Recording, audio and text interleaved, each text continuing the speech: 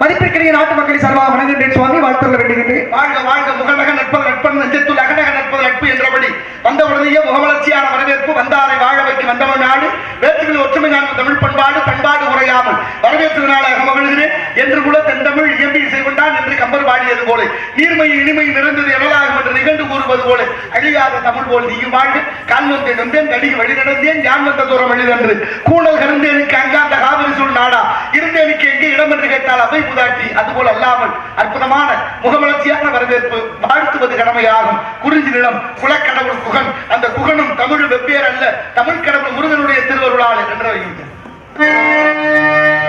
தமிழான உருவந்தான் தண்டவாணி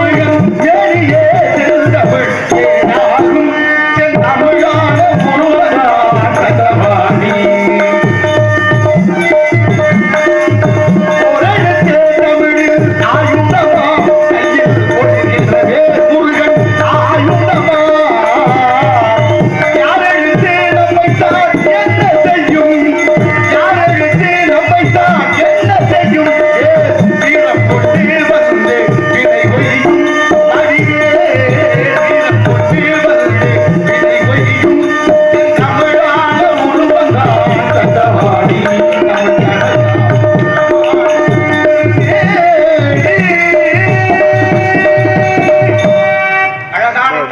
இந்த இடத்துல இன்றும் செழிப்பாக இருக்கு.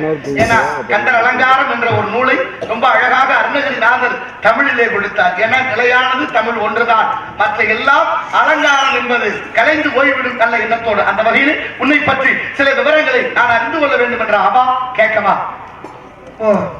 ஏன்னா தமிழிலே நூல் தந்தார். தமிழ்ல நீங்க சொன்ன மாதிரி ஒரு முனிவர்களோ புலவர்களோ நூல் எழுதுறது பெரிய விஷயம் கிடையாது. ஏன்னா அவங்க நம்முடைய மொழியை சேர்ந்தவர்கள், அதனால அதை பெருமை கொடுக்கவோ இல்ல தனக்கு தெரிந்த மொழியில் எழுதுறது பெரிய விஷயம் கிடையாது. ஆனா இந்த உலகத்தினுடைய பரம்பொருள், ஈரேழு உலகத்தினுடைய அதிபதி யாரு? சிவபெருமான். என்ன படைத்தல், காத்தல், அழித்தல், அருள்தல், ரச்சித்தல் என்று சொல்லக்கூடிய ஐந்தொழிலையும் செய்யக்கூடிய சிவபெருமான் இங்கே நம்ம பக்கத்துல இருக்கக்கூடிய பாதபூரி என்று சொல்லக்கூடிய திருவாதபூரியிலே பிறந்த மாணிக்க வாசகருக்காக திருவாசகம் எழுதினார் இல்லையா? அப்ப எதிர எழுதினார்? தமிழ்ல தான் எழுதினாரு. அப்ப மாணிக்க வாசகர் எழுதுகிறார். மீப்பொழுதும் என்னெஞ்சில் நீங்காதான் தாழ் வாழ்க, கோகலி ஆண்ட குருமனிதன் தாழ் வாழ்க, ஆகவமாகி நின்று அன்னிப்பான் தாழ் வாழ்க, ஏகன் அநேக நிறைவனடி வாழ்க, வேகம் கெடுத்தாண்ட வேந்தனடி வெல்கன்னு பாடினாரு. அப்ப அப்படிப்பட்ட மாணிக்க வாசகர் சிவனுடைய அம்சமாகவே அடியாராக வந்தார் அப்படின்னு கூட சொல்றார்.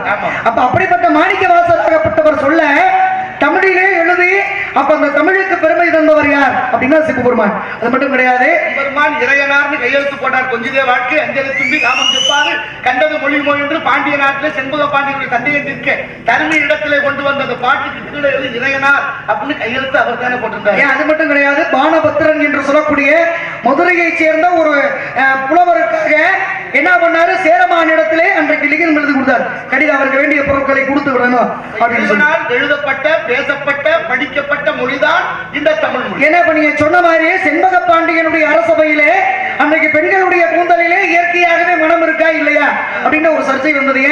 தமிழை அன்றைக்கு வளர்க்க வேண்டும், இறைவனாகவே இருந்தாலும் அது குற்றம் அப்படின்னு சொல்லணும். ஏன்னா செண்பக பாண்டியன் அப்படின்றத பொதுவா அவரை எல்லாருமே சொல்ற பேர். ஆனா அவர் பேர் என்ன? வங்கிய சூடாமணி அப்படின்ற பேர். ஏன்னா அந்த காலத்துல பாண்டிய நாட்டிலே செண்பக மலர்கள் இந்த பகுதியில் கிடையாது. அப்ப அந்த வங்கிய சூடாமணி என்ன பண்ணாரு? சொக்கர் மீனாட்சி மேல இருக்க அதீதமான பிரியத்திலே வெளிநாட்டுல இருந்து, அதாவது சேர நாடு இந்த மாதிரி வேற நாட்டுல இருந்து அந்த என்ன பண்ணாரு? அந்த செண்பக செடிகளை இங்கே கொண்டு வந்து அதை வளர்த்து நந்தவனம் அமைத்து சொக்கருக்கு மீனாட்சிக்கு அதிலேயே அபிஷேகம் செய்ய, அதிலேயே அர்ச்சனை செய்ய, பூவிலே கூடாரம் அமைக்க, அப்ப அவங்க மேல இருந்த பிரியத்துல இல்லாத ஒரு மலரை பாண்டிய நாட்டுக்கு கொண்டு வந்து அதை விளக்க வச்சு அன்றைக்கு இறைவனுக்கு படைச்ச காரணத்தினாலதான் வங்கிய சூடாமணி என்று சொல்லக்கூடிய அந்த மன்னனுக்கு செண்பக மலர் அணிவித்ததனால செண்பக பாண்டியன். இந்த நாட்டையும் மொழியையும் இயற்கையும் வளர்க்கிறதுக்கு பாடுபட்டார்கள். அதுதான் இந்த கதையெல்லாம் நமக்கு கற்பிக்குது. இறைவனால் படைக்கப்பட்ட மொழி, இறைவனால் பேசப்பட்ட மொழி, இறைவனால் எழுதப்பட்ட மொழி. இறைவன் என்னை நன்றாக இறைவன் படைத்தன தன்னை நன்றாக தமிழ் செய்யுமாறு சுந்தரரை பார்த்து இறைவன் சொல்கிறார், அச்சனை பாட்டேயாகும் சுந்தரா சொற்றமிழ் பாடு என்றால் தூமரை பாடும். ஆண்டிய நாடு மட்டுமல்ல, சேர நாடு, சோழ நாடு, பல்லவ நாடு, அத்தனை நாடுகளிலும் மன்னர்கள் எல்லாம் இறைவன் மீது அதிகமான பற்று வைத்தவர்கள். அதனாலதான் இறைவனே நீங்க சொன்ன மாதிரி அந்த சண்டையை வந்தோடனே நக்கீரர் கேட்கலையா? அப்படி கேட்டாரு, சங்கற்ப எங்க கூட சங்கநாள் கேதுகளோ சங்கை அறிந்துண்டு வாழ்வோம் போல் இறைந்துண்டு வாழ்வது அங்கம் உழுதுவாடி அறிவாள நெய்பூசி பங்கம் படபடன கால் பரப்பி சங்கதனை கீறுகிறனருக்கு நக்கீரனா என் பாட்டை ஆராய்ந்து சொல்ல தக்கவன்னு கேட்கிறேன். இந்த தர்க்கமெல்லாம் நேர்மையாக சொன்னது மாதிரி இறைவனாகவே இருந்தாலும் தவறுனா தவறுன்னு சொல்லணும். அந்த துணிச்சல் எங்கே இருந்ததுக்கு? தமிழ் தான் இருந்தது. ஏன்னா இன்றைக்கு ஒரு விஷயம் சொல்லுவாங்க, நீங்க சொன்னீங்க இல்லையா, சுந்தரமூர்த்தி நாயனாராகப்பட்டவர் பாண்டிய நாட்டுல மட்டும் வளர்த்தாங்க அப்படின்னு நம்ம சொல்ல முடியாது பொதுவா. ஏன்னா சுந்தரமூர்த்தி நாயனாராகப்பட்டவர் எல்லா இடங்கள்லயும் பெருமை உண்டு. அதுல எந்த இடங்கள்ல பெருமை பண்ணீங்க என்ன சொல்றீங்க, நான் என்ன சொல்றேன், ஏதோ இங்க வருதா என்ன? அப்ப சுந்தரமூர்த்தி நாயனாராகப்பட்டவர் புத்தூர் என்ற ஊரிலே பத்மாவதி என்ற பெண்ணை கல்யாணம் பண்ணிக்கிற போறார். அவர் வளர்த்தவர் நரசிங்க முனையர் என்று சொல்லக்கூடிய மன்னர். சடையனார் இசைஞானியாருக்கு பிறந்தாரு திருநாவலூர்ல. ஆனா வளர்க்கப்பட்டவர் மன்னருடைய வளர்ப்பு பிள்ளையாக வளர்க்கப்பட்டார். புத்தூர்ல பத்மாவதிக்கு அவருக்கும் திருமணத்தை வயோதிகனாக கல்யாணத்தை நிப்பாட்டினார். யாரு? சிவபெருமான். ஏன்னா கையிலே கமலினி அனிருத்தை என்று சொல்லக்கூடிய 2 பெண்கள் மேல விருப்பப்பட்டதுனால அவங்களை கல்யாணம் பண்றதுக்காக புறப்படுத்ததுனால சுந்தரமூர்த்தி நாயனார். அப்ப அடுத்த பிறவியிலே பூவுலகிலே அங்கே சங்கிலி நாச்சியார் பறவை நாச்சியார் என்ற பெயரோடு பிறந்திருக்கக்கூடிய அந்த பெண்களை மணக்காம இவர் பேர பெண்ணை மணக்க போகும்போது அங்கே தடுத்தாட் கொண்டார் சிவபெருமான். அவர் கேட்ட வரந்தானே. நான் தவறுதலாக ஒரு பாதையில போனேன்னா ஒரு பிள்ளைய அப்பா எப்படி கண்டிச்சு திருத்துவாரோ அது போல நீ வந்து என்னை தடுத்தாட்கொள்ள வேண்டும் என்று கேட்டுக்கொண்டார். அப்படி கேட்டதுனால வழக்கிற்கு வாயா திருவண்ணி நல்லது அப்படின்னு சொன்னாரு. நீ எனக்கு அடிமை அப்படின்னும் போது ஒரு மனிதன் இன்னொரு மனிதனுக்கு எப்படி அடிமையாக முடியும், நீ என்ன பித்தனா அப்படின்னு கேட்டாரு. பிறகு வந்தவர் யார் என்று தெரிந்த உடனே உன்னை நான் எப்படிப்பா பாடுறது அப்படின்னும் போது முதல்ல நீ என்ன வார்த்தை சொன்னையோ அதை சொல்லியே பாடு அப்படின்னும் போது பித்தா பெரிசூடி பெருமாளை அருளானாய் அப்படின்னு அந்த சுந்தரருடைய தமிழை கேட்பதற்காக தானே சிவபெருமானே வந்தார். ரொம்ப அற்புதமான கதை. ஒரு கதையை சொல்லும் போது அடுத்த கதை தொடர்ந்து போயிட்டே இருப்பாருங்க. சுந்தரர் தேவலோகத்துல கைலாயத்துல இருக்கும்போது அனிந்தினி கமலினிங்கிற பெண்ணை பார்த்து கொஞ்சம் விருப்பப்படுறார். என்ன சுந்தரா, பெண் மீது மோகமா? ஒரு பிறவி பூலோகத்துக்கு போ, 2 பொண்ணு கல்யாணம் பண்ணிட்டு அப்புறம் வந்து சேருந்தார். இப்ப சங்கிலியார் பறவையாராக 2 பேர் இருக்காங்க. திருவாரூர்ல இருந்து திருவச்சூருக்கு போறாரு. திருவச்சூர்ல சங்கிலியார கல்யாணம் பண்ணணும். ஏற்கனவே பரவநாச்சியார கல்யாணம் பண்ணியாச்சு. கல்யாணம் பண்ணிட்டு அங்க போன உடனே அங்க சத்தியம் பண்ண சொல்றாரு. சத்தியம் எங்க பண்றாரு? மகிழ மரத்துல சத்தியம் பண்ண. கனவுல அங்க போய் சொல்றாரு, என்னை மகிழ மரத்துக்கு போய் சொல்லிட்டேன், நீ மகிழ மரத்துக்கு கூட்டிட்டு போய் சத்தியம் வாங்க. கோயிலுக்குள்ள நான் இல்லைன்னு சொல்லிட்டேன். இந்த கடவுள் எப்படி எல்லாம் இந்த பக்தர்களுக்கு இருந்திருக்கிறார்கள் என்பதற்கு இந்த கதை எடுத்துட்டாரு. இப்ப மகிழ மரத்துல சத்தியம் பண்ணியாச்சு, வாழ்நாள் முழுவதும் உன்னை விட்டு பிரியவே மாட்டேன் அப்படின்னு சுந்தரர் மகிழ மரத்திலே சங்கிலியாருக்கு சத்தியம் பண்றாரு. ஒரு நாள் பங்குனி உத்தரம், பங்குனி மாசம் திருவாரூர்ல தேரோட்டம். தியாகேச பெருமான கும்பிடணும்னு ஒரு மனசு துடிச்சு எப்படியாவது போய் தேரோட்டம் பாக்குறது. அப்ப அங்க போறாரு. என்ன சத்தியம் பண்ணதை மறந்துட்டு திருவச்சூர்ல இருந்து கிளம்பிட்டாரு. கிளம்பி வந்தாரு. திருவச்சூர் எல்லையை தாண்டி ஒரு காலை வச்சாரு. 2 கண்ணும் போச்சு. அந்த காலை எடுத்து வச்ச இடம் தான் காலடி பட்டு இன்னைக்கு இருக்கு. அந்த பக்தி சரி வந்தாச்சு, கண்ணு வெளியே வந்தது. அதுக்கப்புறம் ஒரு கதை. இங்க திருவாரூருக்கு வந்தா பரவநாச்சியார் ஏத்துக்க மாட்டேங்கிறான், கதவை திறக்கல. இப்ப வந்து இறைவன்கிட்ட நண்பனா சொல்ற, தோழன் இல்லையா, என்னப்பா இந்த பரவநாச்சியார் என்னோட கதவை திறக்க மாட்டேங்கிறா, நீ யாரு போய் சொல்லுவேன்னு.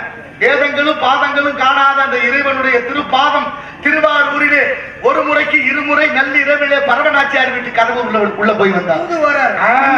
இந்த உலகத்துல வென்ற தூதுன்னு பார்த்தா அது ஒண்ணுதான் வென்ற பாக்கி மகாபாரத தூது, கண்டபெருமானுடைய கண்டபுராண தூது, தூது, எந்த தூதும் வெல்லல. வென்ற ஒரு தூது எது? அந்த பரவநாச்சியார் வீட்டுக்கு போன தூது. அத காலமேல பாடுறாரு. ஆனார் இல்லையே அயனும் திருமாலும் பறவை நாச்சியார் வீட்டு வாசற்படி ஆனார் இல்லையே ஆயிருந்தா திருமான் பெருமானுடைய தலையை ஒருத்தர் பார்த்து ரொம்ப எளிதா பார்த்திருக்கிறாங்க. இந்த தமிழ் ஊர் நல்லுலகத்துல தமிழ் எப்படியெல்லாம் விளையாண்டு என்பதற்கு இந்த கதை ஒரு காட்டாண்டு தானே. அப்படி பார்க்க போனோம்னா விருத்தாச்சலத்தில் இருக்கக்கூடிய தன்னை பற்றி பாடணும்னு சொல்லி அதே சுந்தரமூர்த்தி நாயனார சிவபெருமான் வர சொன்னார். அப்ப அங்க வந்து வாப்பா அப்படின்னும் போது என்ன சொன்னாரு, நான் அங்க வரணும் அப்படின்னா எனக்கு அடிக்கு ஒரு காசு கொடுக்கணும் அப்படின்னா சரி அப்படின்னா அதே மாதிரி இவர் போனாரு. அங்க போய் அங்க இருக்கக்கூடிய விருத்தபுரீஸ்வரரை பற்றி பாடல் பாடுறாரு. அப்படி பாடல் பாடி அங்க இருந்து 16,000 பொற்காசுகளை பெற்றார். அப்படி பொற்காசுகளை வாங்கி அவர் அந்த பணத்தை கொண்டுட்டு வர்றதுக்கு பயப்படுறாரு. எப்படிங்க, நான் விருத்தாச்சலத்துல இருந்து திருப்பி திருவாரூர் போறதுக்குள்ளயும் கூடாளி எவனாவது ஒரு களவாணி பயில இருக்கு, நான் எப்படி கொண்டுட்டு போறது, இந்த பொற்காசுக்கு எப்படி பாதுகாப்பு அப்படின்னும் போது அங்கே இருக்கக்கூடிய அந்த மணிமுத்தாறு என்று சொல்லக்கூடிய ஆறுல போடு போய் திருவாரூரில் இருக்கக்கூடிய கமலாம்பிகை கோத்தல போய் எடுத்துக்க அப்படின்னும் போது ஆத்துல போட்டு குளத்துல தேட போறாரு. எப்படி வந்து சேரும் அப்படின்னு ஒரு ஐயா வந்து நல்ல கதை, அருமையான சொல்லுங்க. அப்படி அந்த ஆத்துல மணிமுத்து ஆறுல போட்டு திருவாரூர் குளத்திலே எடுத்துக்கொண்டார். யாரு? சுந்தரமூர்த்தி நாயனார். அப்ப இறைவனுடைய அருள் என்பதற்கு அது வந்து அளவு கிடையாது. அதெல்லாம் ஒரு எடுத்துக்காட்டு. ரொம்ப அற்புதமான கதை. தங்கத்தை எடுக்கணும், தங்கத்தை அங்க கொண்டு போய் முதல்ல முங்குறாரு, கண்டுபிடிக்க முடியல. மேல வந்தாரு, இறைவான்னாரு, மறுதரம் முங்குறாரு, கிடைக்கல. 3வது முறையா என்னை சோதித்து விட்டாயா, நீதானே ஆத்துல போட சொன்னா குளத்துல எடுக்க சொன்னா, இங்க வந்து 2 தடவை முங்கிட்டேன் கிடைக்கலையேன்னு கேட்டாரு. சுந்தரா கவலைப்படாத, கிடைக்கும் முழுகினாரு. எடுத்தாரு. நல்ல கதை. அதே விருத்தாச்சலத்துல விருத்தபுரீஸ்வரர் ஆலயத்துல ரொம்ப அற்புதமா ஒரு கணவன் மனைவி ஆரியாம்பா சிவகுருன்னு 2 பேரு தினமும் 12 ஆண்டு காலம் 18 ஆண்டு காலமா சாமி கும்பிட்டுட்டே இருக்காங்க. கல்யாணம் ஆகி இத்தனை வருஷம் ஆச்சு, ஒரு குழந்தை இல்ல. ரொம்ப வருத்தம். 2 பேரும் உறங்குகிறார்கள். உறங்குற போது கணவன் கனவுல இறைவன் வருகிறார். ஐயா சிவகுரு, ரொம்ப குழந்தை இல்லாம மனசு வருத்தமா இருக்கிறீங்க, உங்களுக்கு ஒரு பிள்ளைய கொடுக்கலாம்னு என் மனசு நினைக்குது. எப்படிப்பட்ட குழந்தை வேணும்? இப்ப எல்லாம் நம்ம ஆளுகளை கேட்டா எப்படி கேட்பான்? ரொம்ப அழகா இருக்கணும், சிவப்பா அறிவா இருக்கணும், நல்ல புத்தியோட இருக்கணும், நல்லா படிச்சு பெரிய வேலைக்கு போகணும், நிறைய சம்பளம் வாங்கணும். ஆமா, பள்ளிக்கூடத்துல போய் தமிழே பேசக்கூடாது. அது ரொம்ப முக்கியம். நல்லா இருக்கு இந்த கதை. ஆமா, பொதுவாக சொல்றாங்க. பாக்குறோம்ல நம்ம இப்படி வந்துட்டு பாருங்க, நம்மளே இல்லைன்னா நம்மள அறியாமலே சில விஷயங்கள். அதாவது இது வந்து ஆங்கிலத்துல பேசினா தான் மரியாதை அப்படின்ற மாதிரி இருக்கு. அது தவறு. ஆங்கிலம் என்பது ஒரு மொழி, அவ்வளவுதான், வேற ஒண்ணும் பெரிய வியப்பலாது. அப்ப என்னாச்சு, அவர் சொல்றாரு கனவுல, ஐயா எனக்கு குழந்தை கொடுக்கணும்னு நீங்க கேக்குறீங்க, நானா சொல்ல முடியாது, என் மனைவியை கேட்டு சொல்றேன். ஒரு தன்னமுக்கு அவரோட கட்டுப்பாடு, மனைவிக்கு மரியாதை மரியாதை. இப்ப கணவனுக்கு அந்த கனவு மனைவிக்கு வருது, அங்கேயும் போய் அதே கேள்வி வருது. அந்த அம்மா சொல்றா, எதுக்கு என் வீட்டுக்காரரை கேட்டு சொல்ற, யாரு கேப்பா இப்போ எல்லாம் கணவனையோ மனைவியோ கேட்டா எல்லாம் நடக்குது, தெரியாம நடக்குது இல்ல. ஆனா பாருங்க, 2 பேரும் சொன்னாங்க, கனவுல இருந்து எந்திரிக்கிறாங்க, எந்த சொன்ன என்ன திடுக்கிட்டு எந்திரிச்சில, ஆமா எனக்கு ஒரு கனவு, என்ன கனவு, 2 பேரும் பகிர்ந்துக்கிறாங்க. நீங்க என்ன சொன்னீங்க, நான் உன்னை கேட்டு சொல்றேன், நீ என்ன சொன்ன, நானும் உங்களை கேட்டு சொல்றேன். 2 பேரும் என்ன சொல்லுவான், நம்ம என்ன சொல்றது, நமக்கு என்ன வேணும்னு அவனுக்கு தெரியாதா, அவன் பார்த்து யாரை கொடுத்தாலும் சரி, எப்படி கொடுத்தாலும் சரி, அந்த குழந்தைதான் ஆதி சங்கரன் என்ற கனகதாரா சோத்திரம் பாடி இந்த பூமிக்கு என்ற ஒரு பெருமையை, 6 சமய பொருளோன் என்ற 6 சமயத்தை சைவ வைணவம் சக்தம் கவ்வாரம் காணாபத்தியம் சௌரம் என்ற 6 சமயங்களை கொடுத்த இந்த மகான் பிள்ளை பிறந்தது. இப்படி கனவுகளும் என்ன பிள்ளைங்க பிறக்கிறது அப்படின்றது அப்ப இறைவனுடைய பொறுப்பு அப்படின்னு 2 பேரும் விட்டாங்க இல்லையா. அப்ப இறைவனுடைய பொறுப்பு அப்படின்றது போது அதே மாதிரி ஒரு அம்மா அப்பா இருந்தாங்க. யாரு, மிருகண்ட ரிஷி மிருத்துவபதி அப்படின்னு ஒரு தம்பதியர். அவங்களுக்கு ரொம்ப நாளா குழந்தை இல்ல, தவம் பண்ணாங்க. சிவன் காட்சி கொடுத்து என்ன வர வேணும், பிள்ளை வேணும். எப்படிப்பா பிள்ளை வேணும், 16 ஆண்டுகள் வாழக்கூடிய நற்குணம் உள்ள குழந்தை வேணுமா, இல்ல 100 வயசு வரைக்கும் வாழக்கூடிய தீய குணம் உள்ள குழந்தை வேணுமான போது இவங்க 2 பேரும் முடிவு எடுத்துட்டாங்க. எப்படி, என் பிள்ளை 100 வயசு வரைக்கும் வாழ்ந்து கெட்ட குணத்தோட வாழ வேணாம், 16 ஆண்டுகள் மட்டும் வாழ்ந்தா போதும், ஆனா பிறக்கணும் அப்படின்னு கேட்டுக்கிட்டதுனாலதான் அன்றைக்கு மார்க்கண்டேயன் பிறந்தார். பிறந்து அப்படி 16 ஆண்டுகளை எட்டும் போது அவருடைய பிறப்பின் ரகசியத்தை சொன்னாங்க. பிறகு உங்களோட யோசனை கேட்டுதானே ஒவ்வொரு திவத்தலத்துக்காக சென்று தன்னுடைய ஆயுள் காலத்தை இறுதியாக திருக்கடையூர் என்று சொல்லக்கூடிய அமிர்தகடேஸ்வரருடைய ஆலயத்திலே அங்க சிவனை கட்டி பிடிக்கும் போது என்னாச்சு, யமனோட உயிர் போச்சு. போன உயிர் எங்க திரும்பி வந்துச்சு, நம்ம திருச்சி பக்கத்தில் இருக்கக்கூடிய திருப்பைஞ்சிலி என்று சொல்லக்கூடிய நீலிவனநாதருடைய ஆலயத்திலே மீண்டும் உயிர் வந்தது. யமனுக்கு பதவி வந்துச்சு. அதனாலதான் இன்னைக்கும் பதவி போனாலோ ஒரு மரண பயம் இருந்தாலோ அந்த திருப்பைஞ்சிலியில் இருக்கக்கூடிய நீலிவனநாதருடைய ஆலயத்துக்கு போனா அது கிடைக்கும் அப்படின்னு ஒரு நம்பிக்கை. அது மட்டும் இல்ல, நம்பிக்கை அழுத்தம் திருத்தமா இருந்தா கண்டிப்பா நடக்கும். ஏன்னா சுந்தரருக்கு ஒரு நேரத்தில் பசி இருக்கும் போது அங்கே வயோதிகளாக வந்து சிவபெருமானே உணவளித்தார் அப்படின்னு இப்படி நிறைய கதைகள்லாம் உண்டு. ரொம்ப அற்புதமான கதை சொன்னது மாதிரி அமிர்த கடேஸ்வரரை கட்டிப்பிடிச்சு மார்க்கண்டேயர் என்றும் 16 என்று பள்ளிக்கூடத்துக்கு போயிட்டு வர்ற மார்க்கண்டேயர் தாய் தந்தையர் அழுகுறாங்க. கேட்கிறாரு, இன்னையோட ஆயுள் முடியுது, அப்படித்தான் உனக்கு உத்தரவு போட்டாங்க. யார் கொடுத்தது, ஈசன். இருக்காரா, செத்து போனாரா, இல்ல இருக்காரு. அப்புறம் ஏன் கவலைப்படுறீங்க, கொடுத்த ஆள் இருக்கிற போது என்னன்னு கேட்டுக்குவான். நானே மீண்டும் பெற்று வருகிறேன். அவருடைய வரலாறை பார்த்தோம்னா கௌசிகன்னு பாட்டினாரு. அந்த கௌசிகனுக்கு குழந்தை தரும் போது ரொம்ப அற்புதமா இருக்கு. கடகம் குச்சலம் என்ற ஒரு ஊரிலே கடகம் என்ற அக்கரகாரத்துல ஒரு வந்தனர் இருக்காரு. அவருடைய பிள்ளைதான் கௌசிகன். 5 வயதுல இதுக்கு போறாரு. அவர் தான் மருத்துவராக மருத்துவத்தை கல்யாணம் பண்ற குழந்தையாக பிறக்கிறார், மார்க்கண்டேயருடைய தந்தையார். இப்ப அவருக்கு பிள்ளைவாக்க அவர் என்ன பண்றாரு, ஒவ்வொரு ஊரா தேடுறாரு. அவர் ஒரு நிபந்தனை வச்சாரு. என்னன்னு பேருனா, பொண்ணு பேரு தமிழ்ல இருக்க, மலை நதி காடு அப்படி பேர் இருக்கக்கூடாது. பொண்ணு ரொம்ப அழகா இருக்கக்கூடாது, ரொம்ப அழகு இல்லாம இருக்கக்கூடாது, கூந்தல் ரொம்ப நீளமா இருக்கக்கூடாது, முட்டையாவும் இருக்கக்கூடாது, முக்கியமா பேசுறதுக்கு முன்னால சிரிக்கக்கூடாது, சிரிக்கிறதுக்கு முன்னால பேசக்கூடாது. இப்படி நிபந்தனைகளை சொல்லி ஒரு குடும்பத்துக்கு ஒரே பிள்ளையா இருக்கணும், 2-3 பிள்ளை இருக்கக்கூடாது, தலை பிள்ளையா இருக்கணும். இப்படி நிபந்தனை வைக்கிறாரு. போய் தேடுறாரு, கிடைக்கல. கடைசியா கிடைச்ச பிள்ளைதான் விருதாம்பிகைன்னு பேர். அந்த விருதாம்பிகையை திருமணம் முடிக்கிறதுக்கு ஏற்பாடு பண்றாங்க. முதல் நாள் நீராடுதல் ஒரு வழக்கம் இருக்கு. நீராட போற இடத்துல ஒரு காட்டு யானை துரத்துது, கிணத்துல விழுந்து இறந்துறான். மணமகள் பிணமகளாரா. இப்ப முனிவர் மகள் இல்லையா, அவர் தடுமாறி உட்கார்ந்து அழுகிறாரு. இந்த குச்சல முனிவர் போய் சொல்றாரு, கவலைப்படாது, எப்படி உன் மகள் இறந்தாலும் பிறப்பை கொண்டு வர யமதர்மனை குறித்து தவம் இருந்து காப்பாற்றி கொண்டு வந்து அதுல இருந்து வந்ததுதான் அந்த மார்க்கண்டேயருடைய வரலாறு. அம்மாவோட கதையை அதே மாதிரியே ஒட்டி வருது. எத்தனையோ ஆலயங்கள் எல்லாம் இருக்கும் போது திருக்கடையூர்லதான் என்றும் 16 என்று ஆயுள் காலம் கிடைக்கணுமா? ஆமா, வேற ஆலயங்கள்ல இருக்கே இல்ல. ஏன் அங்க கிடைக்கணும்? ஏன்னா அது அமிர்தத்தால் செய்யப்பட்ட சிவலிங்கம். அப்ப அமிர்தத்தை சாப்பிட்டவங்களுக்கு என்றும் 16, அதாவது இறப்பில்லை இல்லையா. அப்ப இறப்பில்லாத அந்த அமிர்தத்தால் உருவான அமிர்த கடேஸ்வரர் என்ற காரணத்தினாலதான் அவரை போய் கட்டி பிடிச்சதுனால மார்க்கண்டேயனுக்கு என்று 16 என்று ஆயுள் காலம் கிடைச்சிச்சு. ஒரு நன்மை கிடைச்சு, இவருக்கு ஆயுசு கூடுச்சு. யமனுக்கு இறந்து திரும்ப அந்த காலம் ஒரு புழுக்காலம். அவங்க அம்மா வந்து சாயாதேவி சந்தியாவினுடைய நிழல்ல இருந்து உருவான சாயாதேவி. அந்த அவ கொடுத்த சாபமும் நிவர்த்தியா, ஏன்னா அவளை மிதிச்சதுனால சாபம் கொடுத்தா. சேவடி கொழுந்த செய்ததுனாலே அந்த புழுக்கால அன்றைக்கு நிவர்த்தியான அப்படி நிவர்த்தியான காரணத்தினால எவனுடைய அந்த சாபமும் நீங்கியது. அதான் வள்ளுவர் சொல்றார், இதனை இதனால் இவன் முடிக்கும் என்றாய்ந்து அதனை அவன் எந்த இடத்துல எது நடக்கணுமோ நிர்ணயம் பண்ணிட்டானா அது நடந்தே தீரும். ஆமா, அப்படி நடக்கிற விஷயம் தான் 1008 சிவன் கோயில், 108 பெருமாள் கோயில்ல காஞ்சிபுரத்துல ஒரு கோயில் இருக்குமா, அதை பத்தி அப்புறம் சொல்றேன். இப்ப நாட்டுப்பற்று, இனப்பற்று, மொழிப்பற்று, சாதிப்பற்று, சன்னியாசி உண்டு. அந்த வகையில உன்னை பற்றிய சில விவரங்களை நான் கதையும் முறைப்படியாக கேளு.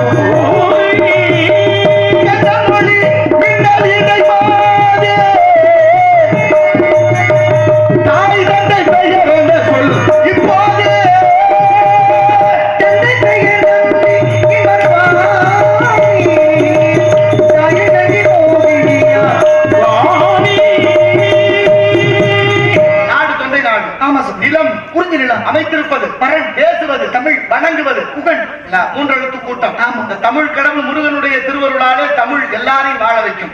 தமிழ் தான் கடவுளை. இந்த பள்ளிக்கூடத்துல ஒரு மாணவன் தவறு பண்ணிட்டா வாத்தியார் தண்டிப்பாரு. வாத்தியார் ஒரு தவறு செஞ்சுட்டாருன்னா மேலதிகாரி, மேலதிகாரி மேல மேல மேல கடவுள் தான். கடவுளே தவறு பண்ணிட்டாங்க, அது எப்படி கடவுள் தவறு பண்ணுவார்?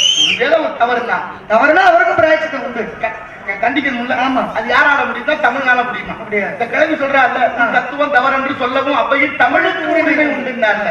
இந்த தமிழுக்கு அவ்வளவு உரிமை இருக்கா? தமிழ் மாதிரி இந்த உலகத்துல உயர்த்த மொழி எதுவும் கிடையாது. காஞ்சிபுரத்துல சொன்ன வண்ணம் செய்த பெருமாள் கோயில் ஒரு கோயில் இருக்கா. கணிகண்ணன் திருமலிசை ஆழ்வார் ஒரு பாட்டு பாடி ஒரு கிழவி குமரியா. அந்த குமரியா அந்த மன்னன் மணந்து கல்யாணம் பண்ணிட்டாரு. மன்னர் கல்யாணம் பண்ணியாச்சு, அந்த மனைவிக்கு வயசாகல, இவருக்கு மட்டும் வயசாகுது. இவருக்கு ஒரு சந்தேகம் வந்துருச்சு, கல்யாணம் பண்ணதுல இருந்து நீ அப்படியே இருக்க, நானும் அந்த காலத்துல இருந்து பாக்குறேன், அப்படியே இருக்கு, நான் எனக்கு மட்டும் வயசாகிட்டே இருக்கேன். அதுக்கு அந்த அம்மா சொன்னா, நான் கிழவியாத்தான் இருந்தேன். இந்த கோயில் வாசல்ல தினமும் காலையில 4 மணி 5 மணிக்கு வாசல் கூட்டி தெளிக்கிறது வழக்கம். அந்த வழியா வந்து ஒரு புலவரி என்னை பார்த்துட்டு இறை கொண்டு செய்திய நீ நல்லா இருக்கணும், இளமையோடனும் ஏதோ பாட்டு பாடினாருன்னு அப்படியா இருக்கேன். அப்படியா? யாரு என்னன்னு விசாரிச்சு கூட்டியாரு சொன்னா, அன்னைக்குன்னு அவர் இல்ல, அவருடைய சீடன் இருந்தார் கணிகண்ணனை கூப்பிட்டு நீ என்னை பத்தி ஒரு பாட்டு பாடினாரு. அவர் மறுக்கிறாரு, நான் இறைவனை பாடுவோம், நரனை பாட மாட்டேன், நிரந்தரம் இல்லாதவன பாட மாட்டேன். அப்படிதான் நான் கொடுக்குற யாசகத்தை பேசுவாடுற நீ என்னை பாட மாட்டியா, நாட்டை விட்டு போ. சரின்னு போனாரு. குருநாதத்தை போய் சொல்றாரு, ஐயா மன்னனை பாடல, என்ன நாடு கடத்திருக்கிறேன், நான் ஊரை விட்டு போறேன். அவர் பார்த்தாரு, உடனே போய் சொல்றாரு, நானும் போறேன், அதனால நானும் உன்னோட வரேன். 2 பேர் போயிருக்கணும்ல. நேரா கோயிலுக்கு போனாரு. திருமலிசை ஆழ்வார் பெருமாளை கூப்பிட்டு சொல்றாரு, காமரு பூங்கச்சி மன்ன கண் மணிவண்ணா நீ கிடக்க வேண்டாம், காமரு பூங்கச்சி மணிவண்ணா நீ கிடக்க வேண்டாம், கணிகண்ணன் போகின்றான், துணிவுடைய செல்லாப்பளவன் நானும் போகிறேன், நீயும் படுக்க வேண்டாம், பையனாரும் பாய சொல்லிட்டு வாங்க.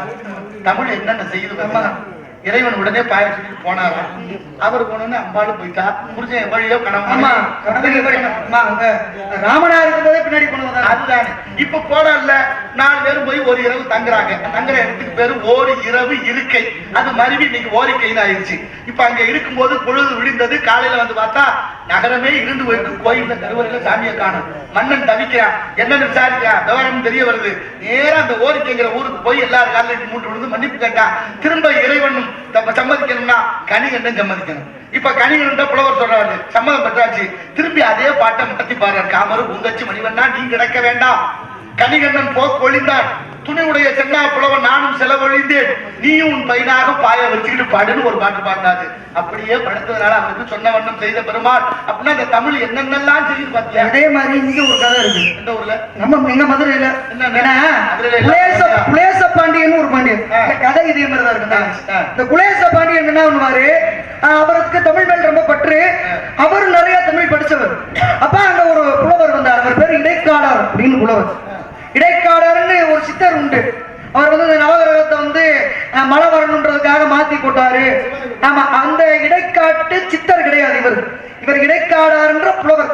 திருவிளையாடல்ல வர புலவர், திருவிளையாடல் புராணத்துல வரக்கூடிய புலவர். அப்ப அந்த இடைக்காடார் என்ன பண்ணாரு, போய் மன்னனை பத்தி பாட்டு பாடினார், அவங்க முன்னோர்களை பத்தி பாட்டு பாடினார், மதுரையை பத்தி பாட்டு பாடுறார். மன்னன் எந்த ஒரு சலனம் இல்லாம அப்படியே இருக்கான், எதுவுமே தெரியல. தானம் என்ன வேணும், அழகா பாடுறானே அப்படின்ற ஒரு போராம, அது மன்னனுக்கு இருக்கு. ஒரு ரசிகனுக்கு என்றைக்குமே கலைஞன் மேலேயோ புலவன் மேலேயோ போராமையோ வெறுப்ப இருக்கக்கூடாது, அதை கத்துக்கணும். அப்ப என்ன பண்ணாரு, இவர் எவ்வளவோ அழகா பாடல்கள் பாடியும் பெருமைப்படுத்தியும் அதுக்கு கிடைக்க வேண்டிய மரியாதை அந்த சபையில கிடைக்கல. உடனே என்ன பண்ணாரு, இடைக்காடரு கோச்சுக்கிட்டு நேரா மீனாட்சி அம்மன் கோயிலுக்குள்ள போனார். போய் என்ன பண்ணாரு, சொக்கரை பார்த்து பேசுறாரு, என்னப்பா இது நியாயம், நான் இந்த குலேச பாண்டியனை பத்தி பாடுறேன், இந்த பாண்டிய நாட்டை பத்தி பாடுறேன், நீ ஆண்ட நாடு, உன் மனைவி மீனாட்சி என்ற பார்வதி ஆண்ட நாடு, உன் மகன் முருகன் என்ற உக்கிரபாண்டியன் ஆண்ட நாடு, இவ்வளவு பெருமையான நாட்டை பத்தி நான் பாடுறேன். இந்த மண்ணை வந்து கொஞ்சம் கூட அதுக்கு இசையாம, கொஞ்சம் கூட எனக்கு மரியாதை கொடுக்காம அவன் வந்து இருக்கான், ஆறாமுகமா இருக்கிறான். அப்ப வந்து அவன் என்னைய மதிக்காமல்ல, இந்த தமிழை மதிக்கவில்லை. அவன் இந்த தமிழை மதிக்காதவன் இருக்கிற இடத்துல நீ இருக்கலாமா, நீ இருக்கக்கூடாது. ஏன், மதுரை என்பது தமிழ் தமிழ் முத்தமிழ் சங்கம் வளர்த்த இடம். அந்த முத்தமிழ் சங்கத்துல முதல் தலைவரே சிவபெருமான். அப்ப முதல் சங்கத்துல தலைவராக இருந்த நீ வளர்த்த இந்த தமிழை மதிக்காத இடத்துல நீ இருக்கலாமா, நீ வா அப்படின்னு இவரு கூப்பிடுறாரு. அவர் மாதிரி வரும். இவரை கூப்பிட்டோடனே நேரா சொக்கர் போனார் மீனாட்சி அம்மா பார்க்க. ஆமா, நம்ம பிள்ளை ரொம்ப வருத்தப்படுறேன், தமிழை மதிக்கலன்றியா, ஆமா போலாம் அப்படின்னா, ஆமா சொக்கர் மீனாட்சியும் போறாங்க. இவங்க 2 பேரும் போனாலும் முதல் சங்கத்து புலவர்கள் அவங்களும் சேர்ந்து போறாங்க பின்னாடி 449 பேர். ஆமா, அப்படியே அந்த புலவர்களும் சேர்ந்து போறாங்க. அப்படி போகும்போது அவங்களும் போய் ஒரு இடத்துல தங்கினாங்க இரவு. அப்படி இரவு தங்கும் போது காலையில விடிஞ்சிச்சு, மீனாட்சி அம்மன் கோயிலுக்குள்ள கூட சொக்கரைங்க மீனாட்சி அச்சகர்கள் கூட பயந்து போய் பாண்டிய மன்னிட்டு சொல்ல, குலேச பாண்டியன் வந்து பார்த்தாரு. அங்க வந்து புலவர்களும் இல்ல, சொக்கரம் இல்ல, மீனாட்சியும் இல்ல. சொக்கர மீனாட்சி இல்லாத மதுரையா அப்படி நேரம் என்ன பண்ணாரு, அப்ப தேடுறாங்க. தேடும் போது அந்த ஒற்றர்கள் வந்து இந்த மாதிரி மதுரைக்கு கொஞ்சம் பக்கத்துல 2 பேரும் தங்கி இருக்காங்க.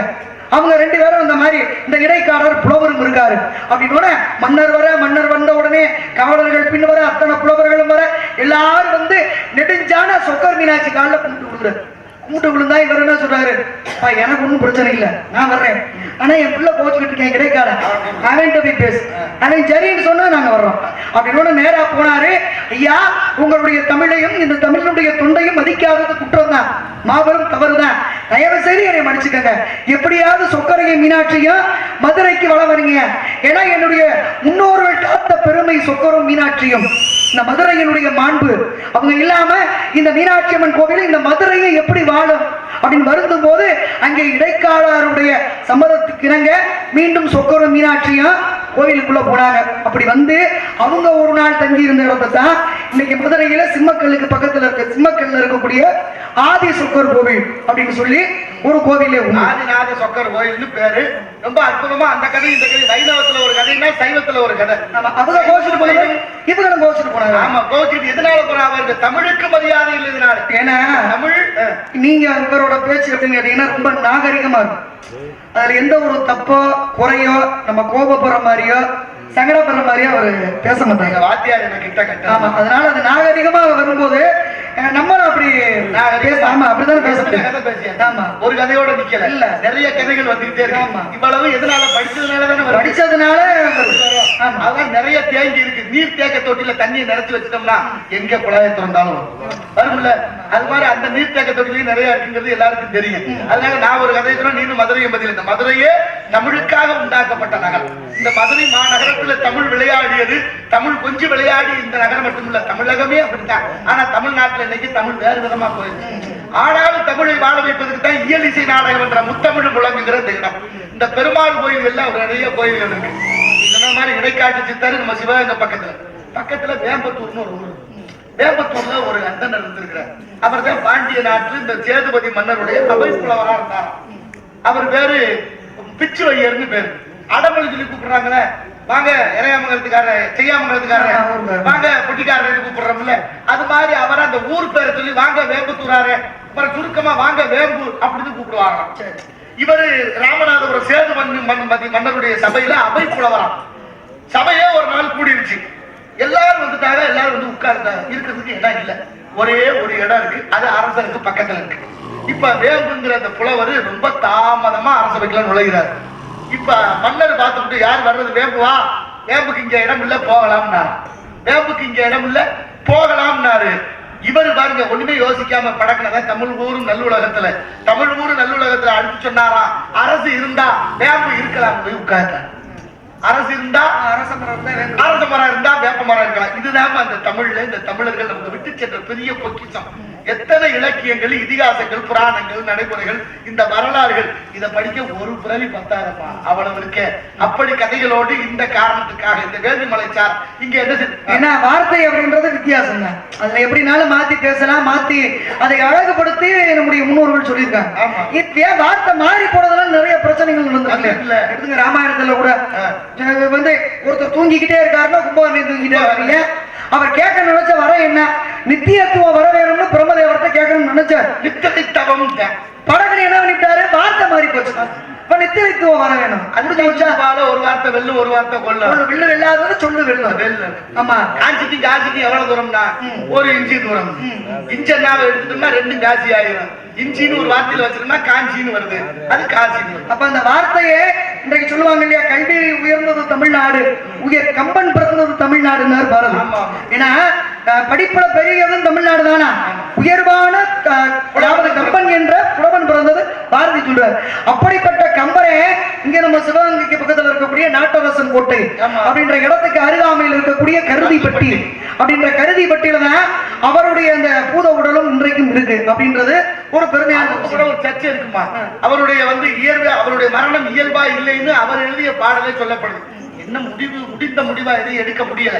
ஏன்னா நிறைய புனைக்கதை எல்லாம் வந்துருச்சு. வில்லம்பு சொல்லம்பு மேதினியில் 2 உண்டு, வில்லம்பு பட்டதடா என் குலத்தை என் சொல்லம்பே சுட்டடிக்கும்னு பாடுறாரு. சோழ மன்னனே மறைமுகமா கம்பரை குத்தி கொன்றதாக ஒரு வில்லம்பு பட்டதடா என்பார்கள் அப்படின்னு வார்த்தை இருக்குல்ல இருக்கு. அதனால கம்பருடைய இன்னைக்கு இந்த குழந்தைகளுக்கு அந்த மண்ணை தொட்டு நாக்குல அந்த காலத்துல வைப்பாங்க. ஏன் அப்படியா? ஏன்னா நான் நிறைய இடத்துல அதை சொல்லியிருக்கேன். அப்படியா? இந்த மாதிரி விஷயங்களை சொல்றது. ஆமா, வைப்பாங்க. அப்படி வைக்கும் போது அவருடைய புலமையும் அந்த கல்வி திறமையும் அந்த அறிவு திறனும் அந்த குழந்தைகளுக்கு கிடைக்கும் அப்படின்னு சொல்லி ஒரு நம்பிக்கை இருக்கு. அதுக்கு முன்னால அந்த குழந்தை வயிற்றுல இருக்கும் போதே நல்ல விதமா வளர்க்கணும். எந்த குழந்தையும் நல்ல குழந்தைதான் மண்ணில் பிறக்கையில அவர் நல்லவராவது தீயவராவது அன்னை வளர்ப்பு நிலை. தாயை போல பிள்ளை நூலை போல சேலை. கருவில ஒரு குழந்தைய வச்சிருக்கிற தாயார் 6வது மாதத்திலிருந்து 10வது மாதம் வரைக்கும் நல்ல வரலாற்றுகளை படிக்கணும், சங்கீதம் கேட்கணும், கோயில்களுக்கு போகணும், நல்ல விதமான எண்ணங்களும் சிந்தனைகளும் மகிழ்ச்சியோட இருந்தா பிறக்கிற குழந்தைக்கு நல்ல வளையாப்பே போட்டாங்க 7 மாசம். ஏன்னா பிள்ளைகளுடைய வளர்ச்சி புத்தி கூர்மையாகும் போது அந்த தாய் அணியக்கூடிய அந்த கீங்கா வளையல் அப்ப அங்கிட்டு அசையும் போது அதனுடைய சத்தத்தை அந்த குழந்தை உற்று நோக்கி அதனுடைய புத்தி கூர்மையாக அறிவு கூர்மையாக அப்படின்றதுனாலதான் வளைகாப்புன்னு ஒரு முறை வச்சாங்க. நம்ம சைவ சமயம் வைணவ மயம்ங்கிற இந்த இந்து சமயத்துல இது இருக்கு. அயல் நாட்டுல வளகாப்பு இருக்கா? இல்ல. ஆனா அங்க இருக்கிற குழந்தை எல்லாம் என்ன செய்யறாங்களாம், இந்த டால்பின் ஒரு மீன் தெரியுமா, அது வளையல் சத்த மாதிரியே சிரிக்கும். அதுக்காகத்தான் நிறைமாத கர்ப்பிணியா இருக்கிற மாசமா இருக்கிற குழந்தைகளை இங்க என்ன பண்றாங்கன்னு கண்டுபிடி, அங்க என்ன பண்றாங்கன்னு கண்டுபிடிச்சிருக்கீங்க. மருந்து செய்தியில பாக்கலாம். அந்த மாதிரி இல்ல, இப்படி இங்க இருக்குன்னா அங்க என்ன முறை என்ன செய்யறாங்க அப்படின்னு பார்த்தா அந்த பொண்ணுகளை கூட்டி கொண்டு வந்து உட்கார வச்சு அதை ரசிக்க வைப்பாங்களா. அவங்க இன்னைக்கு எத்தனையோ கருவி மூலமா விஞ்ஞானம் மூலமா கண்டுபிடிச்சாங்க. நம்ம முன்னோர்கள் எத்தனையோ ஆண்டுகளுக்கு முன்னாடி கண்டுபிடிச்சாங்க. குளோனிங் முறையை கண்டுபிடிச்சாங்க. அப்ப யார் எவ்வளவு புத்திசாலி? நம்ம தான் பெரிய புத்திசாலி. அதை ஒத்துக்க மாட்டீங்க. நம்ம யாரு ஒத்துக்கிட்டாங்க? உண்மை வேற. எங்க உலகத்திலே கசப்பான பொருள் என்ன?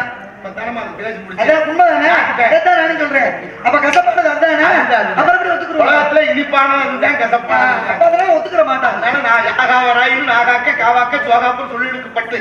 பாடிட்டாரு. நல்ல விஷயம் என்ன காவல் காக்க முடியுமா? யாரு காத்தது? யாரு காக்கல? எத்தனை பேர் காக்க முடியாம போச்சு? யாரு சொல்றீங்க? சொரச்ச கடலை காத்தா? ஆமா, காக்க முடியல. சரி, அசைக்கு மலையை காத்தா? சொல்றவங்க எல்லாம் அரைக்கு இல்ல. அவங்க காவல் தேவையற்றது. அது நல்ல விஷயத்துக்காக காக்க திதி காத்தா. ஆனா நான் இங்க அப்படி கிடையாது. கருணை திதி காத்தா காத்தா அண்ணா ஒண்ணு இந்திர அணிவனுடைய வடிவமாக உள்ள போய் மருந்துகள் கிடைச்சாமா. ஆனாலும் கேட்க முடியலையே. கேட்க முடியல. சரி, 60,000 வருஷம் விஸ்வாமித்திர தவத்தை காத்து இருந்தாரு. ஆமா, அவராலையும் முடியலையே. சரி, முடியல. அதனால ஒரு புள்ள பிறந்துச்சுன்னா நல்ல விஷயம் தானே. முடியாது, போனது அதுக்காகத்தான் கேட்கிறேன். அதாவது எல்லா மனிதனுமே நிறைவான ஒரு மனிதன். நீங்க தான் சொன்னீங்க, சாமியா இருந்தாலுமே தவறு பண்றது உண்டு இல்லையா? ஜலந்தரன் ஒருத்தர் இருந்தார். அவருடைய மனைவி பிருந்த. அந்த ஜலந்தரனை கொல்ல முடியல. காரணம் அந்த பெண்ணினுடைய கற்பின் தன்மை.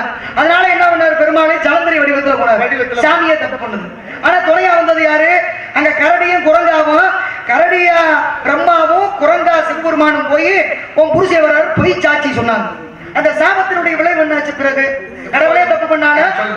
அந்த பெண்ணு என்ன பண்ணா? திருப்பி சாபம் கொடுத்தால. ஆமா, என் புருஷனுடைய இறப்பு இவங்க இப்படி சொன்னதுனால அந்த பெண்ணினுடைய மனம் சலனப்பட்டு போச்சு. அப்ப உண்மையாக யுத்தத்திற்கு சென்ற சலந்தே வெட்டப்பட்டான். அப்ப என்னுடைய கணவனுடைய இறப்பிற்கு காரணமாக இருந்தவங்க மூர்த்திகளாகவே இருந்தாலும் என் புருஷ வடிவத்தில் வந்த இந்த மகாவிஷ்ணு கொண்டாட்டி இன்னொருத்தர் தூக்கிட்டு போகணும். அப்படி தூக்கிட்டு போகும்போது இதே கரடியாகவும் குரங்காக வந்த இந்த பிரம்மாவும் சிவபெருமானும் உனக்கு துணையா வருவாங்க. ராமாயணம் உருவாச்சு. அப்ப கடவுளே தப்பு பண்ணிருக்காரு. அப்படிங்கும்போது விஸ்வாமித்திரர் முடியல அப்படின்னு நம்ம சொல்ல முடியாது. இதெல்லாம் ஏன் சொல்லி வச்சாங்கன்னா, நல்லது பண்ணா நல்லது நடக்கும், கெட்டது பண்ணா கெட்டது. எவ்வளவு பெரிய ஆளா இருந்தாலும் அதுக்கான அந்த பலன் உண்டு என்பதை உணர்த்துவதற்காக இன்னைக்கு உண்டு. பகவானே பிட்டுக்கு மண் சுமந்தான், பிரம்பால் அடிபட்டான், எத்தனை கல்லால் அடிச்சான், சொல்லால் அடிச்சான், வில்லால் அடிச்சான், கரும்பால் அடிச்சான், அத்தனை பேர் அடித்தார்கள். செருப்பால் புடைந்தான் சின்னப்பன், அத்தனை பேருக்கு நல்லது பண்ண. ஒவ்வொன்றுக்கும் ஒரு கதை இருக்கு, ஒவ்வொன்றுக்கும் ஒரு காரணம் இருக்குல்ல. பெண்களுக்குரிய பருவங்கள் 7 அடத்திற்கு பருவம், மங்கை பருவம், ஆடிப்பட்டம், தேடி காற்றுள்ள போதே, பருவத்தை, பெரியவங்க செய்தா, பெருமாள் செஞ்ச பெருமாள் பேரை உனக்கு ஒரு விசேஷத்தை நடத்தி வைக்கலாம். என்ன விசேஷம்? விசேஷத்தை காரணம் இல்லாம தோரணம் கட்டுவாங்களா? அது முடியாது. ஊர்த்தகால ஊண்டியாச்சுன்னா வீட்டுல என்ன விசேஷம்? ஊர்த்தகால ஊண்டுனா அது என்ன? ஒரு காது ஊத்தார்களா, கல்யாணமா இருக்கு. ஊருக்குள்ள ஊர்த்தகால ஊண்டியா கோயில்ல திருவிழா. அது மாதிரி இங்க ஒரு விசேஷம். என்ன? பருவகாலத்தை வீணோ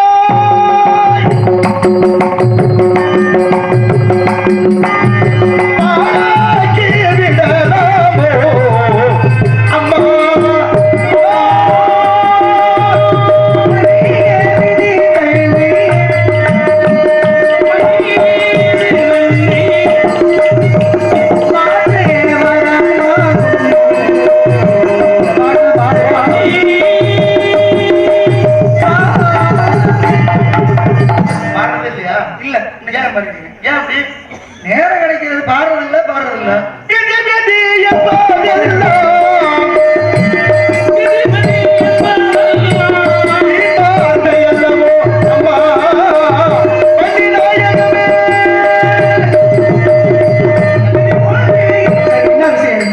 என்ன விஷயம் சொல்லுங்க. இல்ல உங்களை சீக்கிரம் சந்திச்சா நிறைய தகவல்கள் பேசலாம். காலதாமதமாகி வரும்போது இப்ப பேசுற மாதிரி இன்னொரு அரை மணி நேரம் 1 மணி நேரத்துக்கு முன்னாடி சந்திச்சிருந்தா என்ன நிறைய கதைகளை பேச உண்மையோட போறது இல்ல. நிறைய இருக்குல்ல. நிறைய நம்மளால முடிஞ்ச வரைக்கும் இந்த மக்களுக்கும் மண்ணுக்கும் இந்த மொழிக்கும் நம்மளால அறிந்த விஷயங்களை சொல்லிக்கிட்டே இருப்போம். ஏன்னா இன்னைக்கு நிறைய வருடங்களுக்கு அப்புறம் நான் சந்திக்கிறதுக்கு காரணம் இந்த சுண்ணாம்பூர் மக்கள் கிராமத்தின் சார்பாக ஒரு சின்ன ஒரு இது இருந்தாலும் அதை மீண்டும் சந்திக்கிற இந்த பயணம் மீண்டும் தொடரணும் அப்படின்னு நான் விரும்புறேன். நல்லதே நினைப்போம், நல்லதே நடக்க சந்தோஷம். அதனால விதியை வெல்வதற்கு மதி என்ற அறிவு, அந்த அறிவோடு இந்த இடத்துல உனக்கு ஒரு மனவாளம் பார்த்தோம். ஏன் மாப்பிள்ளை பார்த்து வந்திருக்கீங்க? இல்ல நீங்க கலகம் பண்றதா தானே நான் கேள்விப்பட்டேன். ஆமா, அந்த வேலை தானே பாக்குறீங்க. நியாயம் பிறக்குல்ல, அது நியாயம் பிறக்குது, அநியாயம் பிறக்குது. அப்படி அந்த பிரச்சனை வந்தது தானே, அதுக்கு என்ன செய்ய முடியும்? போது என்னன்னா சலசலப்பு ஏற்படும். என்னன்னு கூப்பிட்டு வச்சு பேசி அதை சரி பண்ணோம்னா தான் இந்த மனதில் உள்ள ஆதங்கம் வெளிப்படும். இப்ப இவ்வளவு நேரம் பேசியாச்சு இல்ல, சரி பேசுனதுக்கு அப்புறம் எதுக்கான வந்த விஷயம் வரணும் இல்ல. இப்ப விஷயம் சரிங்க. நீங்க என்ன பார்த்து வந்திருக்கீங்க? மாப்பிள்ள பார்த்து. இது வேலையா பாக்குறீங்களா? இல்ல இல்ல இல்ல, உனக்கா எனக்கா? ஏன் அப்படி ஒரு கரிசனம்? நான் ஒரு அப்பா மாதிரி உனக்கு. ஏன் இதை எங்க அம்மா அப்பாட்டால நீங்க பேசலாம். உங்க அப்பா அம்மாட்ட போய் கேட்டுக்கிறேன், முதல்ல போன் சம்மதத்தை சொல்லு. அப்படியா? ஏன் அப்படி? இல்ல பொம்பளை பிள்ளைகிட்ட நேரடியா பேசுறது முறை இல்லையே. முறை இல்லைன்னு இல்ல, இந்த கருத்து முறையோட கதை. இது எப்படித்தான் முறை? சரி, அப்படியா? பாத்துட்டீங்களா? பார்க்க போறீங்க? அதுதான் அவர்கிட்ட பேசிட்டீங்களா? அவரை பத்தி பிரச்சனையே இல்ல, நீ மட்டும் சம்மதம் சொல்லு. அவர் சரி பேரை சொல்லுங்க கேட்போம், முடிச்சுட்டு சொல்றேன். உன் பேச்சுல பொடி வச்சது மாதிரி இருக்கு. இது என்ன அப்புறம் பிடிச்சதானே சொல்ல முடியும். இல்ல அவர்கிட்ட கேட்டு இல்ல இல்ல என்ன விவரம் அப்படியா? சரிங்க சாமி சொல்லுங்க மாப்பிள்ள. அப்படி சொல்ல முடியாதுல்ல. பேசிட்டீங்களா? என்ன விஷயம்? எது விஷயம்? அது உள்ளதா அம்மா அப்பா கேட்கலாமே அப்படின்னு சொல்லலாம். எப்படி என்ன விசாரிக்கணும். பெற்றவன் வந்து பேணி வளர்த்தவன் வந்து உச்சகல்வி உதவுத்தவன் வந்து கைத்தாய் மெய்த்தாய் ஆபத்துக்கு உதவுலாமா? இப்படி ஒரு அப்பா மாதிரி உனக்கு மாப்பிள்ள பார்த்தீங்க. நடத்திருக்கீங்க, பேரை சொல்லுங்க. அதுதான் சொல்றேன், எனக்கு பிடிச்சிருக்கா? அந்த குடும்பத்துக்கு எங்க குடும்பத்துக்கு சரியா வருமா? உனக்கு பிடிக்கும், ரொம்ப அழகான பிடிக்கும். தெரியுதுல்ல? சொல்லுங்க. அகத்தின் அழகு முகத்துல தெரியும். விலையின் பெயர் முளை இலையிலேயே தெரியும். தெரியுதுல்ல? அதனால இலைங்க எல்லாத்தையும் இலைன்னு சொல்றது இல்ல. பாரு, இல்ல ஒண்ணு போல, ஒண்ணு தழை, ஒண்ணு சருகு, ஒண்ணு இலை, எத்தனை பாருங்க தமிழ்ல எவ்வளவு பேரு சரி இருக்கட்டும். நிறைய யோசிச்சுட்டே இருப்பாரு உள்ள. இல்லம்மா அப்படிலாம் ஒண்ணு இல்லை, எல்லாம் இறைவனுடைய திருவருள் உணர்த்துகிறார். நம்ம கையில ஒண்ணுமே இல்ல அப்பல உண்மையாவே நிறைய விஷயம் யோசிச்சா நிறைய விஷயம் கிடைக்கும். அது என்னன்னா இறைவனுடைய திருவருளால உணர்த்தப்படுகிறார், உணர்ந்து கொண்டே இருப்போம். அதனால மாப்பிள்ளை யார் தெரியுமா? நான் சொல்லுறேன் வைங்க. அறுபடை வீடும் அருள் வழங்கும் முருகா அருகே நீ ஓடோடி வா. பூமிரண்டு முகம் தொழிக்க அறிவென்று கவர்ந்ததுடன் ஆதரவு தர ஓடி வா. ஆதரவு தர ஓடி வா.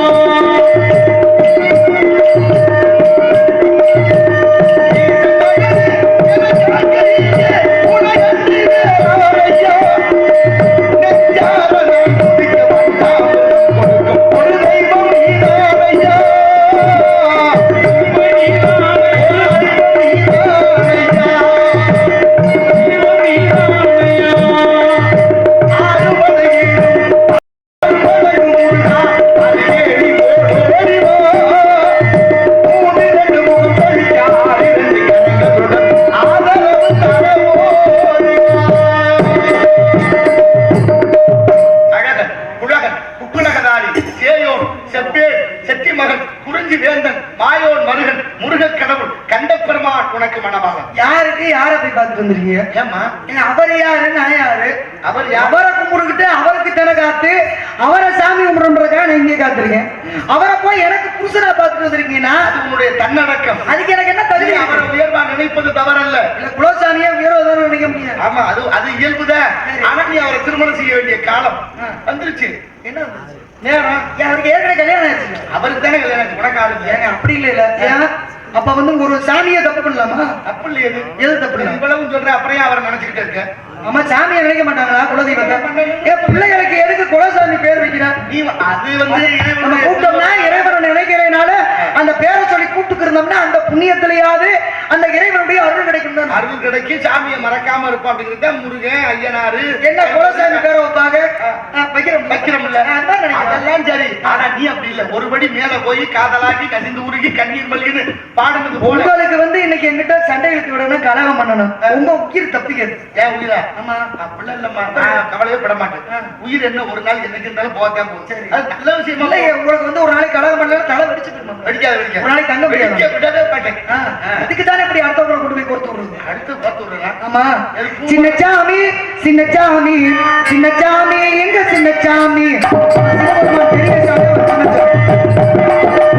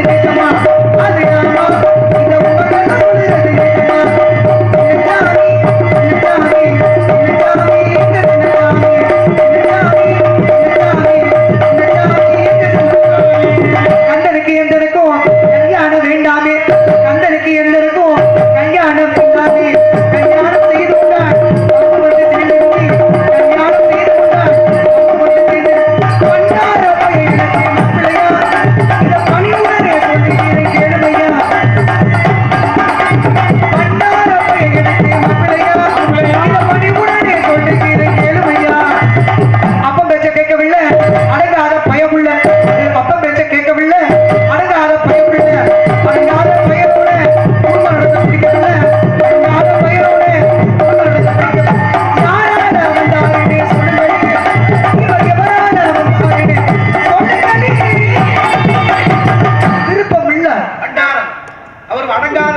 ஆமா. காரணம் இல்லாம எந்த காரியமும் நிகழ்வதில்லை. சரி. எல்லா சொல்லும் பொருள் குடித்தனவே பண்டாரம் என்றால் சகல செல்வங்களை தன்னுள் அடக்கிய அந்த கந்த கடவுள் உனக்கு சொந்த கடவுள் பிடிக்கல. அதுதான் நான் சொல்லி தப்பா சொல்லி உள்ளத்துலதான் நிந்திக்கிறேன், உள்ளத்துல இல்ல. கடல் ஆழம் கண்டவர் கூட பெண்ணின் மனதாளம் காண முடியும். ஆனா உன்னுடைய பொம்பளை மனசுக்குள்ள என்ன இருக்குன்னு இது வரைக்கும் கண்டுபிடிச்ச ஆம்பளை உண்டா? இல்ல. அப்புறப்படி நான் என்ன நினைக்கிறேன், நீங்க கண்டுபிடிக்க முடியும். பெரிய பொக்கிஷமா வச்சுக்கிட்டு இந்த பொம்பளை பிள்ளைய பூரா இந்த பாடுபடுத்துறீங்க, இந்த ஆம்பளை பிள்ளைய. ஆனாலும் இந்த இடத்துல அப்படி இல்ல. சரி. உன் மனதுல யாரு இருக்கான்னு உலகத்துக்கே தெரியும். அதனால இன்று என்ன செய்ய போறோம் தெரியுமா? சொல்லுங்க வார்த்தை கேளம்மா.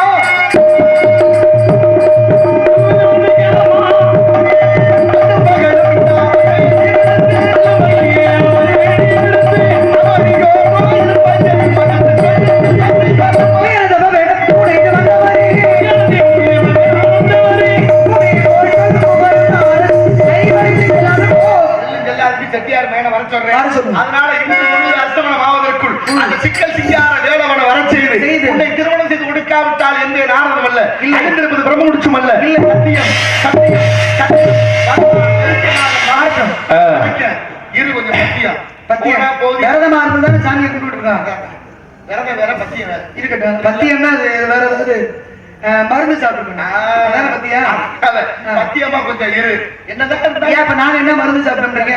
இதெல்லாம் பூச்சி கடிச்சு பிடிச்சா இல்ல பூரா கடிச்சு பிடிச்சா நான் எனக்கு பத்தி இருக்கு. அந்த பத்தியம் இல்ல, சோறு சாப்பிடாம அது பண்ணாம அப்படி இருக்கிற விரதம் வேற. முருகனை கட்டியே ஆக நாங்க பிடிக்கல அப்புறம் எப்படி கட்டியே பாப்பமா பாப்போம் பாப்போம் பாப்போம் பார்க்கத்தானே போறேன்.